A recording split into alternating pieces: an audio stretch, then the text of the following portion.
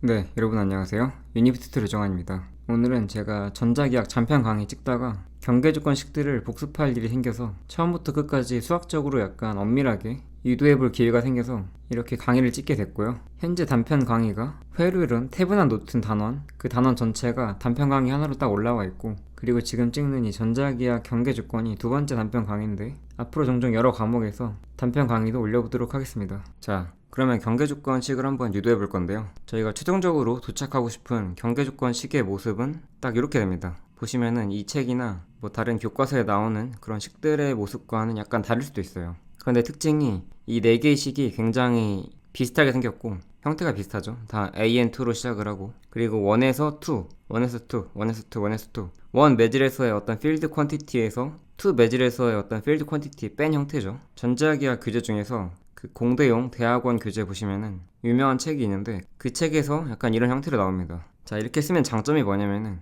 이 4개식 중에서 딱 첫 번째랑 세 번째 것만 유도한 다음에 두 번째의 경우에는 첫 번째와 형태가 거의 비슷하기 때문에 두 번째의 경우에는 JS가 0일 때 그렇게 하면 이제 두 번째 유도할 수 있고, 이 네 번째 식도 세 번째 유도한 다음에 네 번째의 경우에는 로S가 0일 때 물론 이제 D도 B로 바뀌고, 그리고 위의 경우에도 H도 E로 바뀌어야겠죠. 그래서 딱 이 두 줄만 유도를 하면은 나머지 두 개는 그냥 바로 쓸 수가 있습니다. 그리고 이런 식들로부터 저희가 기존에 알고 있던 그런 형태도 얼마든지 유도할 수가 있어요. 자, 그러면 이거에 대한 설명은 식의 유도가 끝난 다음에 해보도록 하고요. 일단은 이런 식들을 다 지우고 경계 조건이니까 경계 그림에서부터 시작을 합니다. 자, 이런 그림을 제가 그렸는데요. 위쪽을 매질 1, 밑에 쪽을 매질 2라고 하겠습니다. 보시면 이 파란 색깔 부분이 매질 1이고요. 이 회색 부분이 매질 2예요. 그리고 이런 부분은 매질 2와 매질 1의 경계면이에요. 경계면. 위쪽에 매질 1, 밑에 쪽에 매질 2. 자, 아까 경계 조건 4개의 식이 있었는데 그 중에서 2개만 먼저 유도를 하고 나머지 2개는 처음 유도했던 2개로부터 만들 수 있다 그랬죠. 그래서 실질적으로 2개만 유도를 하면 되는데 그 2개를 유도할 때 사용할 적분식이 다릅니다.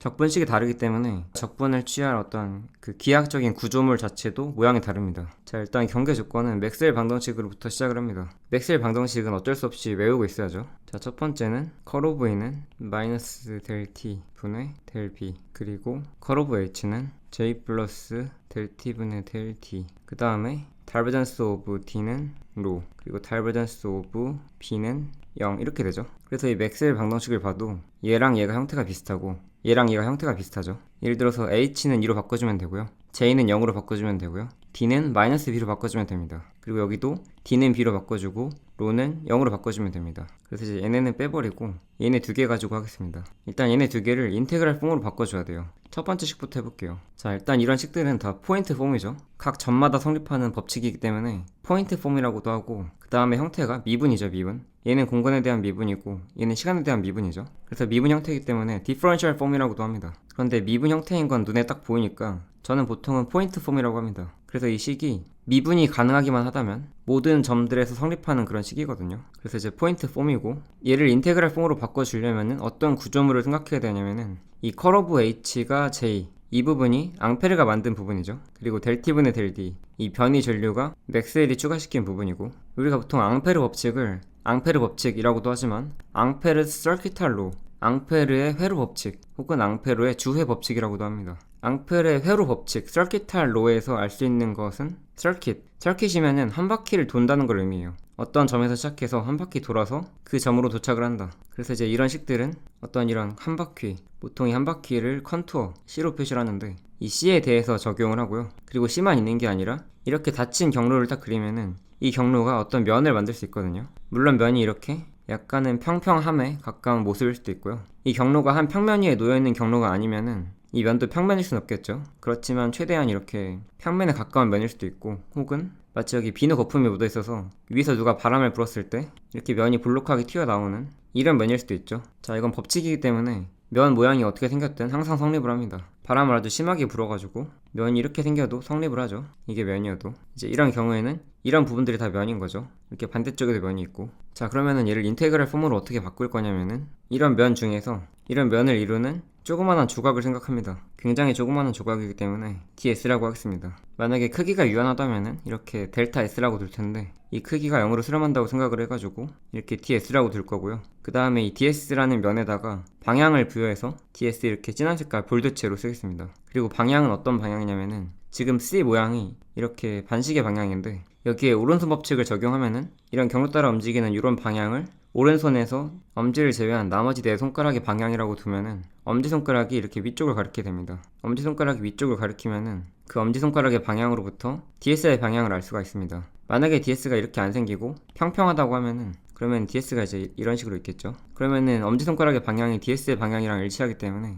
이렇게 위쪽 가리키는 게 바로 이 DS의 방향이에요. 그런데 지금은 누가 비누 거품 액이 묻어있는 이런 비누 막에다가 바람을 딱 이렇게 불었기 때문에 이렇게 부풀어 올랐죠. 그러면은 이 화살표의 방향은 이걸 마치 컵처럼 생각을 하면은 컵의 바깥쪽이 아닌 컵의 안쪽을 가리키게 됩니다. 따라서 이제 이런 경우에는 이런 방향이 DS의 방향이죠. 자, 이 식은 포인트 폼, 어떤 한 점에 관한 식인데 DS의 크기도 0으로 수렴하기 때문에 모든 점마다 이런 DS를 매칭시킬 수가 있습니다. 자, 그래서 이제 어떤 점에 대해서 이렇게 P점에 대해서 이 식을 딱 쓰고요. 그럼 이제 P점에 해당하는 H, P점에 해당하는 J, P점에 해당하는 D 이렇게 있겠죠. 자, 그리고 얘네들도 지금 벡터거든요. 그러니까 이 P점에 해당하는 커브 H의 방향이 있을 테고 P점에 해당하는 J, 어떤 전류의 방향이 있을 테고 그 다음에 델 T분의 델 D라고 하는 변이 전류도 방향이 있겠죠. 그래서 얘네들도 벡터 값인데 이 벡터 값과 그리고 DS도 벡터 값이죠. 이 DX를 내적을 해줍니다. 따라서 이제 이렇게 쓸 수가 있고요. 보시면은 DS에 관한 적분이에요. 그리고 이 DS는 전체 변 S의 특정 부분, 아주 일부분입니다. 그래서 이제 이것을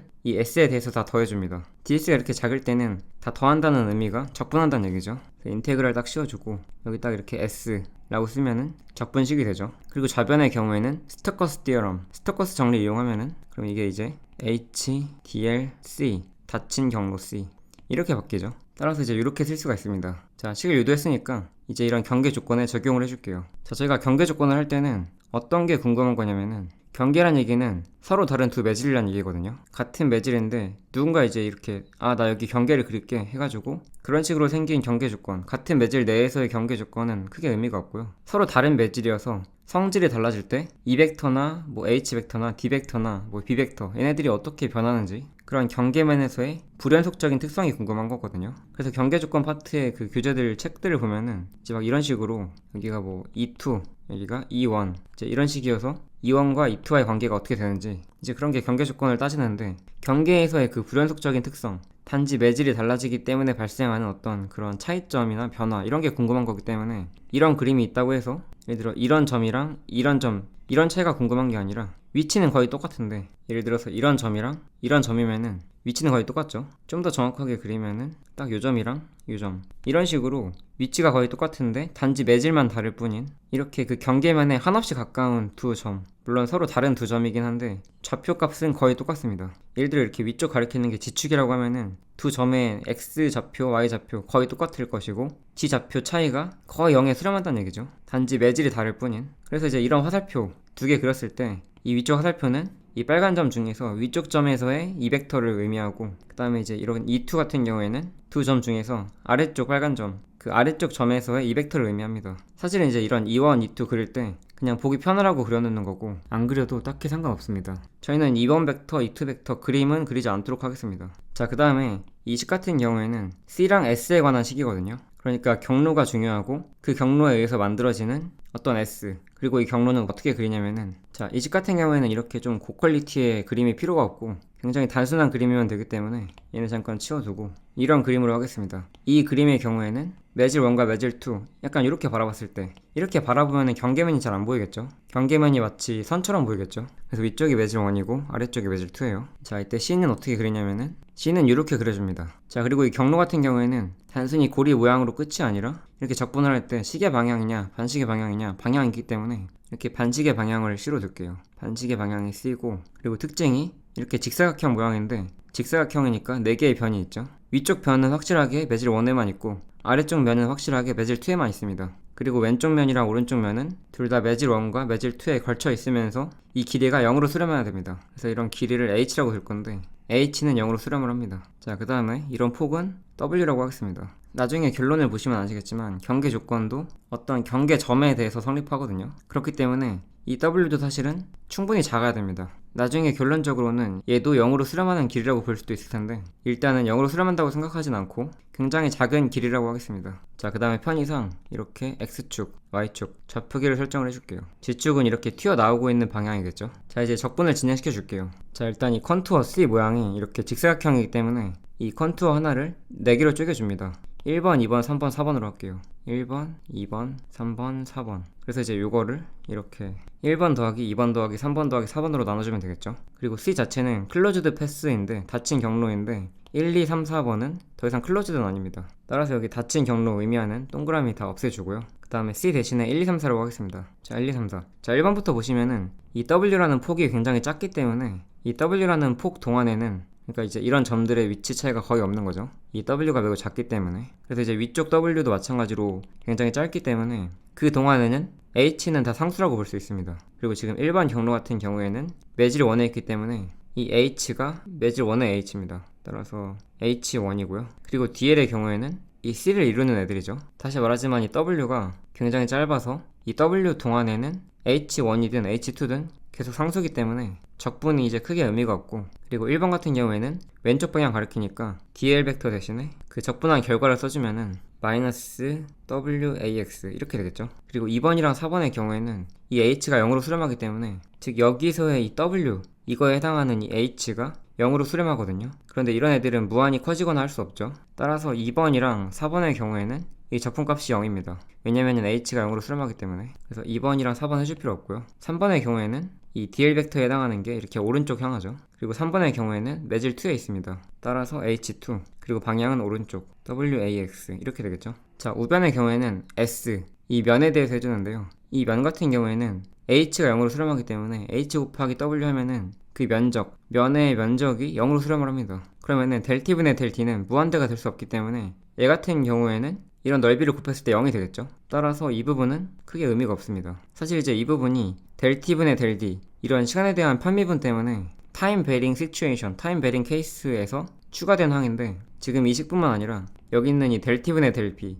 얘 같은 경우도 나중에 0으로 수렴하는 이런 면의 적분을 취해주면은 이런 부분도 아무런 힘을 못 쓰기 때문에, 즉 면에 내적한 결과가 0이 되기 때문에 경계 조건에서는 이런 항들이 없죠. 그래서 스태틱 케이스인 3단원이랑 6단원에서 했었던 그런 경계 조건이 7단원을 배우고 나서 다시 복습했었던 그런 경계 조건과 똑같았던 것이었죠. 7단원은 타임 베링 케이스인데도 불구하고 어쨌든 이런 부분은 사라지고요. 그러면은 이 J도 이렇게 0으로 수렴하는 면에 대해서 내적이 되는 건데, 얘도 0이지 않느냐 하면은 얘는 그렇지가 않은 게, 지금 H는 0으로 수렴하지만 W는 살아있습니다. W는 작은 값이지 0은 아니에요. 이 J 같은 경우에는 이름이 커런트 데서티인데, 이런 어떤 면에 대한 커런트 데서티가 아니라 길이에 대한 커런트 데서티, 서피스 커런트 데서티가 있죠. 얘는 이렇게 J로 표시하고 얘는 JS로 표시하죠. 그래서 얘 같은 경우에는 면을 내적해줘야지 전류가 되는데, 얘는 길이를 내적해주면 전류가 됩니다. 그런데 이런 W라고 하는 길이는 살아있어요. 따라서 이런 매질 1, 2 경계부에서 이런 J는 있어봤자 아무런 도움이 안 됩니다. 마치 얘처럼 넓이 자체가 0이기 때문에. 그런데 이런 경계 조건에서 딱 이 경계면 사이에 흐르는 이런 JS는 있을 수도 있거든요. 그래서 이제 여기 있는 J는 이런 J나 JS 다 포함하는 그런 개념인데, J는 있어봤자 어차피 0이 돼버리고 JS가 살아남습니다. 실제로는 JS가 없어도 나중에 0을 대입하면 그만이기 때문에 JS가 있다고 가정을 하고 여기다 JS를 써주면은 이렇게 JS로 바뀌는 거죠. 그리고 매질 1이랑 매질 2에 아까 그 H1이나 H2 이런 화살표 안 그렸었거든요. 어떤 방향 가리키는지. JS의 경우에도 그릴 필요 없습니다. 경계면에서 이렇게 튀어나오고 있는지 안으로 들어가고 있는지, 혹은 튀어나오거나 안으로 들어가는 그런 지축의 평행한 방향이 아니라 XZ 평면에서 임의 방향인지 뭐 그런 것도 상관이 없습니다. JS도 그릴 필요가 없어요. 자, 적분만 잘하면 됩니다. 자, JS에다가 어떤 걸 이제 내적을 해주냐면은, 지금 이 C가 시계 방향이기 때문에 오른손 법칙을 적용하면은 이 H와 W에서 생기는 이런 직사각형의 면은 그 면 벡터는 플러스 지축 방향입니다. 따라서 이 JS에다가 이 길이 W고 방향은 플러스 G 디렉션이니까 H 이렇게 내적을 해줍니다. 물론 이제 적분이긴 한데 이 W가 짧아가지고 W가 충분히 작기 때문에 이 W 동안에 이 JS도 상수라고 생각할 수 있습니다. 따라서 식이 이렇게 완성이 됐고요. 양변에 W를 다 공통으로 갖고 있으니까 약분을 해줍니다. 자, 그럼 이제 이렇게 되겠죠. 자, 그리고 좌변은 마이너스 AX로 묶어주면은 마이너스 AX H1 빼기 H2 이게 AG.JS 이렇게 되죠. 그 다음에 AX 대신에 AY 크로스 AG 요걸 대입해 줄 거고요. 그 다음에 이 앞에 있는 마이너스 없애주면서 순서 바꿔줄 수 있겠죠. 따라서 이제 이렇게 바뀌고, 네, 나머지는 똑같고요. 자, 그 다음에 닷 프로덕트 이거 위치 바꿔주겠습니다. 이렇게 쓸 수 있고, 이제 이 상태에서 보면은 얘가 뭐냐면은 이 H1 빼기 H2를 하나의 벡터라고 보면은 벡터가 하나, 둘, 셋, 세 개의 벡터가 곱해지는데 결과적으로 스칼라가 나오죠. 그래서 얘 이름이 스칼라 트리플 프로덕트고, 스칼라 트리플 프로덕트 그러니까 생긴 게 딱 이렇게 A 닷 가로 열고 B 크로스 C 이렇게 생겼는데, 얘 같은 경우에는 이 ABC 순서만 딱 유지가 되면은 이런 등식이 성립을 하죠. ABC, ABC, ABC 이 퍼뮤테이션 이 순열만 순서 열만 이 순서에 맞는 열만 유지가 되면 똑같습니다. 그러니까 C 닷 A 크로스 B도 같고 그리고 B 닷 C 크로스 A도 같습니다. 그리고 지금은 이 닷 프로덕트 왼쪽에 다 하나짜리가 있고 오른쪽에 두 개짜리가 있죠. 그런데 닷 프로덕트 자체는 이 순서도 바뀔 수 있기 때문에 이제 이런 식으로 쓸 수 있기 때문에 총 6가지 형태가 되겠죠. 그 6가지 형태가 전부 다 같고 얘도 마찬가지로 이런 식을 적용해 주면은 자 A, B, C 순서인데 B, C, A 이 순서로 바꿔줘도 되죠. 따라서 AG가 제일 앞에 오고 그 다음 닷 프로덕트 그리고 나머지 AY 크로스 H1 빼기 H2 이렇게 써줄 수 있죠. 그럼 이제 이렇게 됩니다. 자 그런데 이제 여기서 저희가 이렇게 임의로 X축, Y축, Z축을 실제로는 있지도 않은 이런 X축, Y축, Z축을 가상으로 만들었고요. 아무렇게나 만든 거기 때문에 이런 좌표계를 이 Y축을 회전축으로 해서 회전을 시켜도 됩니다. 혹은 이런 경로가 지금은 저희가 보는 화면을 하나의 평면이라고 생각을 하면은 이 C라는 경로가 그 평면 안에 속해 있는데 이 C라는 경로는 그 평면의 수직이어도 되고 혹은 수직이나 속해 있지도 않고 어중간한 비스듬한 방향일 수도 있겠죠. 따라서 이 에이지 벡터는 이제 여기 있는 게 에이지 벡터인데 이 컨투어가 만드는 면, 그 면에서 컨투어의 오른손 법칙 적용했을 때 튀어나오는 방향이 에이지 벡터이기 때문에 그렇기 때문에 에이지를 써준 건데 예를 들어 이런 XY Z축, Y축을 기준으로 회전시켜도 되고요. 저희가 가상으로 만든 거니까. 자 그렇게 되면은 이 에이지 벡터 대신에 지금 이 그림을 기준으로 X축과 Z축이 만드는 평면, 그 평면 안에 있는 길이가 1인 임의의 단위 벡터로 대체할 수 있습니다. 그러니까 이제 이 에이지 벡터 대신에 저 경계면에 속해 있는 혹은 저 경계면의 접선 방향인 어떤 탄젠셜한 벡터, 그래서 에이지 벡터 대신에 임의의 탄젠셜한 이런 단위 벡터, 유닛 벡터 얘로 대체할 수 있고요. 이 AT의 방향은 경계면에 속해 있기만 하면은 어떤 방향이든 상관이 없습니다. 따라서 경계면에 속해 있는 그 임의의 방향에 대해서 이런 식이 항상 성립한다는 얘기는 얘랑 얘가 항상 같다는 뜻입니다. 자, 왜 그러냐면은 자, 예를 들어 이 벡터를 A 벡터라고 할게요. 그리고 이 벡터를 B 벡터로 하겠습니다. 그러면은 AT.A 그리고 AT.B 경계면에 속해 있는 임의의 벡터 AT 경계면에 속해 있기만 하면은 어떤 방향이든 상관없어요. 그런 벡터에 대해서 A와 B 벡터가 이런 식을 만족한다. 이 얘기는 A 벡터와 B 벡터가 같다는 뜻인데 왜 그러냐면은 자 일단 이걸 이렇게 넘겨볼게요. 넘기면은 AT.A 빼기 B죠. 이게 0이고요. A 빼기 B를 하나의 벡터로 둡니다. 이거를 C 벡터라고 할게요. 자 그럼 다시 쓰면은 내적이니까 스칼라 프로덕트니까 이 스칼라 프로덕트 정의에 의해서 AT 그 다음에 C의 크기에다가 두 벡터 사이의 사이값 코사인 테이라 했을 때 0이죠. 그러면 AT는 단위 벡터니까 얘는 1입니다. 얘는 1이고요. 그리고 AT는 내가 마음대로 선택할 수 있기 때문에 이 세타는 0에서 360도 아무렇게나 고를 수 있습니다. 그러니까 얘가 특정 방향일 때는 이 자체가 0일 수도 있겠지만 임의의 방향에 대해서 이런 식의 성립을 하려면은 얘가 0이 아니다 라고 생각을 하면은 얘가 0일 수밖에 없는 거죠. 그러면은 A 빼기 B 이런 벡터, 이 벡터의 크기가 0이라는 얘기는 A 벡터와 B 벡터가 같다는 얘기죠. 따라서 A 벡터와 B 벡터가 서로 같다. 따라서 이제 이런 식에서 AT를 지워버릴 수가 있습니다. 따라서 이제 내적 부분을 딱 없애주면은 이런 식이 완성되게 됩니다. 자, 그 다음에 이제 이 AY 벡터 얘를 좀 바꿔줄게요. 이 AY 벡터는 뭐냐면은 이렇게 위쪽 방향 가리키는 벡터거든요. 그런데 이런 좌표계는 제가 임의로 설정해준 거기 때문에 딱 이런 식은 일반적인 식은 아니죠. 사실 이제 얘는 어떻게 해줘야 되냐면은 경계면의 수직이기 때문에 그리고 경계면이 항상 이렇게 수평형 방향일 이유가 없기 때문에 이 Y 대신에 이렇게 경계면의 수직한 방향 지금의 경우에는 2에서 1 방향을 가리키죠. 따라서 얘를 AN2로 바꿔줍니다. 이 AN2의 의미는 매질2의 수직 벡터란 얘기예요. 매질2의 수직 벡터는 경계면을 대상으로 매질2에서 이렇게 솟구치는 방향 예를 들어 AN1이면은 이제 이런 점에서 이렇게 아랫방향 가리키겠죠. 그래서 이제 이렇게 하면은 완성이 됩니다. 자 그러면은 이런 맥스웰 방정식에서 지금 이제 요거 한 거죠. 여기서 이 부분 아무 의미가 없거든요. 의미가 없고 여기서도 이 부분 의미가 없어요. 이렇게 그러면은 이 첫 번째 식 같은 경우에는 이 두 번째 식이랑 차이점이 단순히 우리가 H라는 문자가 2라는 문자로 바뀌었고 그 다음에 J에 해당하는 게 없죠. 그래서 이제 H 대신에 2 써주고 그 다음 J 대신에 0 대입해주면 됩니다. 따라서 H 대신에 2 써주고 그리고 JS 혹은 J 대신에 0이라고 써주면은 경계조건 두 번째 식이 완성이 되고요. 얘 같은 경우에는 지금 노멀 벡터죠. 노멀 벡터 경계면의 수직인 벡터. 그러면은 2원을 예를 들어서 얘를 뭐 이런 식으로 탄젠셜 컴포넌트와 노멀 컴포넌트 나눠준다고 하면은 이게 지금 벡터 프로덕트죠. 그래서 AN2랑 이 AN1이랑 벡터 프로덕트 하면은 0 되죠. 왜냐면 얘랑 얘는 지금 평행하니까. 그래서 어차피 벡터 프로덕트 하면은 0 되기 때문에 애초에 써줄 필요가 없습니다. 이렇게 지워버리고요. 그 다음에 E2도 이렇게 써주면은 얘는 E2T, A2T 이렇게 되겠죠. 그래서 이제 이렇게 요거 빼기 요거 딱 해주면은 이게 0이란 얘긴데 근데 지금 이 두 벡터를 보면은 어차피 두 벡터 방향이 탄젠셜 방향이거든요. 각각 어떤 방향인지는 모르겠지만 탄젠셜 방향이에요. 즉 경계면과 나란한 방향이에요. 그러면은 탄젠셜 방향끼리 서로 빼준다고 하더라도, 즉 경계면 안에 있는 벡터와 경계면 안에 있는 벡터 서로 빼준다고 하더라도 그 결과 벡터도 마찬가지로 탄젠셜 하겠죠. 경계면 안에 있겠죠. 그래서 이제 그렇게 만들어진 그런 탄젠셜한 벡터가 AN2 경계면의 수직인 벡터인데 서로 크로스 프로덕트 해주면은, 서로 크로스 프로덕트 해준 게 0이다 이 얘기는 얘의 길이 1이고 그 다음에 90도니까 사인 90도면 1이거든요. 따라서 이 결과가 0이란 얘기는 얘네가 0이란 얘기예요. 이 벡터가 0이다. 즉 이 벡터가 0이란 얘기고 이 벡터가 0이란 얘기는 서로 같은 벡터란 얘기죠. 따라서 우리가 기존에 알고 있던 이런 결론에 도달하게 됩니다. 자, 지금 제가 뭔가 이렇게 하나하나 다 논리적 비약 없이 설명하다 보니까 뭔가 길어졌는데, 사실 이제 이 과정을 이해하면은, 한번 이해만 하면은 이게 어떤 의미인지 알 수가 있기 때문에 오히려 이식이 더 깔끔한 면도 있고, 왜냐면 이제 다른 애들이랑 비슷하게 생겼으니까. 자, 그 다음에 보통 문제에서는 이원 벡터나 이투 벡터 이런 애들 중에 하나가 보통 주어지거든요. 문제에서 주어지기 때문에 오히려 그냥 바로 대입해버리면 됩니다. 그래서 문제 풀 때 자체는 오히려 더 편할 수도 있어요. 그래서 저는 이제 이 두 형태가 좋다고 생각을 하고요. 자, 이렇게 두 개 유도했으니까 나머지 두 개도 유도해봐야겠죠. 자, 그 다음에 이제 나머지 두 개도 이번에는 이제 요 그림 이용해서 해보도록 하겠습니다. 자, 방금 이제 요거 유도했었고 얘로부터 쉽게 이거 구했었죠.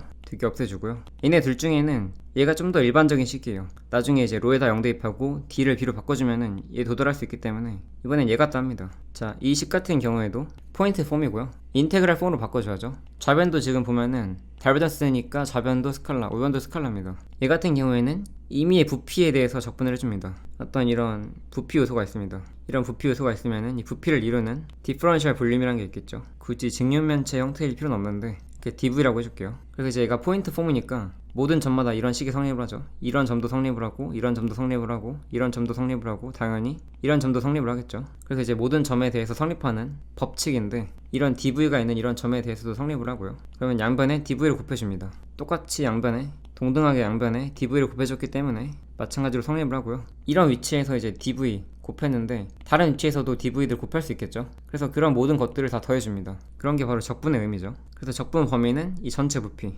이렇게 해주면 됩니다. 자, 이렇게 해주고요. 그 다음에 좌변 같은 경우에는 다이버전스 티어럼 적용해주면은 이 부피, 이런 부피 구조는 항상 표면이라는 게 있죠. 그리고 그 표면에 의해서 외부와 내부가 구별이 됩니다. 한마디로 이 부피 구조를 감싸고 있는 그런 면이 있는데, 그런 면 같은 경우에는 닫힌 면이죠. 안과 밖이 구분이 되는. 그래서 이렇게 다이버전스 티어럼 써주면은 닫힌 면 S에 대해서 D 벡터와 DS 벡터 딱 이렇게 곱해지고, 우변은 그대로 둬도 되긴 하는데 이렇게 Q, ENC면은 enclosed, 이 S에 의해서 감싸여져 있는 그런 부피 내의 총 전하죠. 총 전하. 자, 그래서 닫힌 면에 대해서 이런 식의 성립을 하고요. 지금 저희가 경계주권 궁금한 거니까 마찬가지로 이 닫힌 면이 일부는 경계 1에 있고 일부는 경계 2에 있으면서도 이 경계면에 딱 바짝 붙어 있어야 돼요. 아까 전에 H가 0으로 수렴했던 것처럼. 따라서 이런 면을 그려줍니다. 자, 이 그림이 어떻게 보이실지 모르겠는데, 자, 얘가 실린더거든요. 실린더, 원기둥 형태인데, 사실 이제 위쪽 면이랑 아래쪽 면 혹은 이런 잘린 면이 동그랄 필요는 없고요. 임의의 모양이면 되긴 하는데 그냥 편의상 원기둥으로 그려졌고요.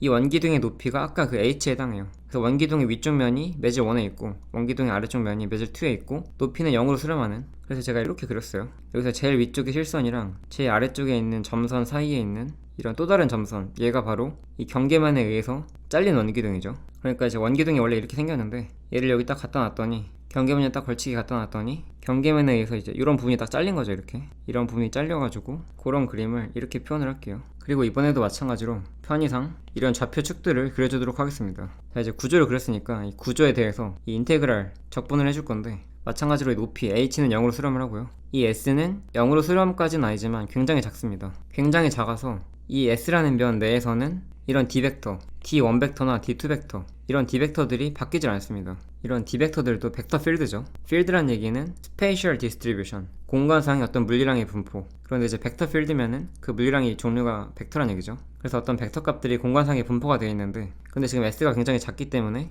S 동안에는 그런 분포되어 있는 값들이 거의 차이가 없다. 그래서 이 S 동안에는 상수다. 자, 이런 원기둥을 보면은 윗면, 아랫면, 옆면이 있는데, 윗면의 경우에는 전부 다 매질 1에 있고 아랫면의 경우에는 전부 다 매질 2에 있습니다. 그리고 옆면의 경우에는 매질 1, 매질 2 이 사이에 걸쳐 있습니다. 그래서 닫힌 면 S도 마찬가지로 1번 영역, 2번 영역, 그리고 3번 영역 이렇게 나눠서 설명을 할게요. 1번이 윗면, 2번이 아랫면, 3번이 옆면. 그럼 이제 이런 식 대신에 1번에 대해서 D1, DS죠. 일반 영역에서는 매질 1이니까 이제 D1이죠. 그리고 1번 윗면은 더 이상 닫힌 면 아니니까 이 동그라미 없애주고요. 그리고 2번의 경우에는 D2. 그리고 3번은 면 자체가 H가 0으로 수렴하기 때문에 넓이가 이제 0으로 수렴을 합니다. 따라서 3번은 해줄 필요가 없어요. 그래서 1, 2번만 해주고, 자, 오른쪽은 이 원기둥 안에 있는 총 전하량이죠. 그런데 H가 0으로 수렴하기 때문에 결과적으로는 경계면에 있는 그런 전하들만 포함이 되고, 나머지 순수하게 매질 1에만 있거나 순수하게 매질 2에만 있는 전하들은 H가 0으로 수렴하면서 포함을 시키지 않게 됩니다.